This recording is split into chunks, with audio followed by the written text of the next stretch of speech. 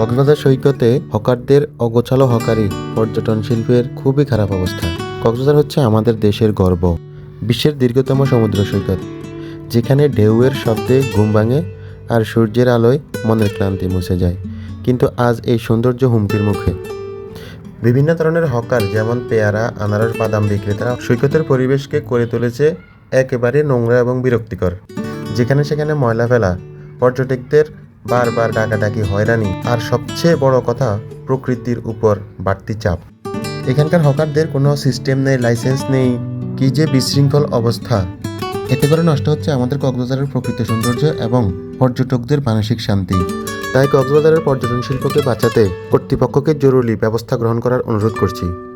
তা না হলে পৃথিবীর দীর্ঘতম সমুদ্র সৈকত এই কক্সবাজারের সৌন্দর্য দিন দিন ধ্বংসের দিকে এগিয়ে যাবে।